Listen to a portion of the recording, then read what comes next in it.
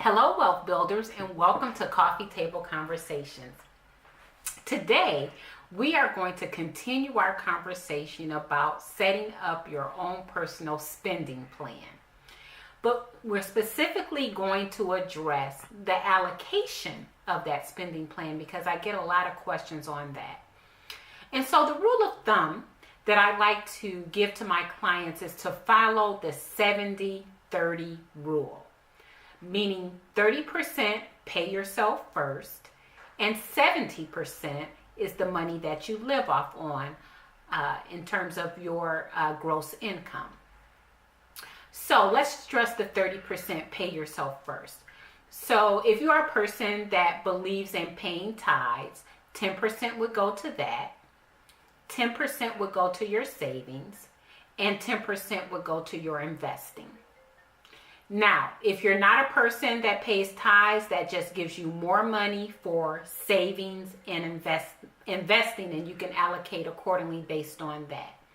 Now, for the savings, I like to break that down a little bit more because your savings needs to cover two areas, your emergency fund and then your what I call funded accounts, other things that you want to save money for like vacations, gifts, Christmas shopping, school shopping, things like that. You should have funds set up to be able to fund those accounts. And so with your 10% that you're setting aside for savings, you could break that down to 5% for your emergency fund and 5% for those other saving funds. Okay. And then, like I said, then the other 10% would be your investing. Now, let's say, for instance, that you've gotten your emergency fund up to where you need it to be.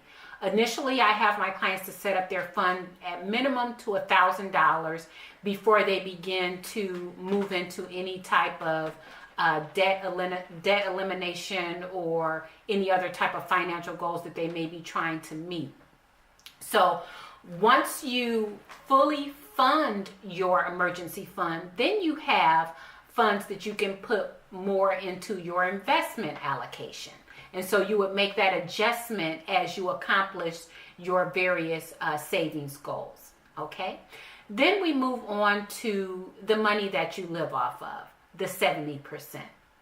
And so your live off money consists of your housing, your transportation, your food, your personal spending, personal debt, utilities. And I always like for my clients to make room for unplanned spending. And I call that miscellaneous spending, okay? Because we want you to be successful in your planning. So for your live off money, my recommendation is your housing should not exceed 36%. You kind of 36% to 38%. You don't want to go any higher than 38%. I believe you would be pushing it if you went higher than that. Your transportation should not exceed 15%. And keep in mind that transportation also includes your car insurance. So whatever you're paying for a car note and whatever it's costing you to insure that vehicle, that is part of your transportation cost, okay? Then your personal spending. Personal spending, about 25%. That would include entertainment, your spending money, clothing, gym memberships, things of that nature would be part of your personal spending. Again, 25% there. Now, personal debt. Now, you guys know, if you follow me, that I believe in living a debt-free lifestyle. That's my motto. However, I know that that doesn't work for everyone. So if you have taken on some personal debt, and when I say personal debt, that would include any type of personal loans that you may have taken out, credit cards, those are considered personal debt. 5% there. Don't let that exceed 5% if you're going to do that. But my recommendation is to not carry it at all. But if you have it, don't let it exceed 5%. Then we have your utilities, your water, your gas, your lights, if you have a home phone, cell phone, that would fall into that we're talking, you don't want to exceed about 6% in your utilities budget. And then miscellaneous, 3% for miscellaneous, or what I call unplanned spending. Now, let's go back to personal debt.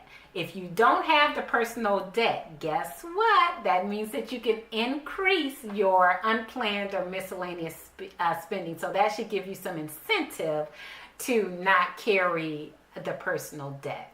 Okay? So I hope you find this information informative.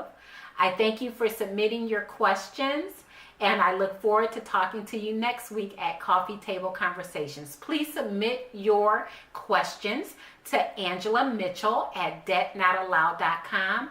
And also, please subscribe to our website at debtnotallowed.com. Remember, debt is not in your DNA. Talk to you next week.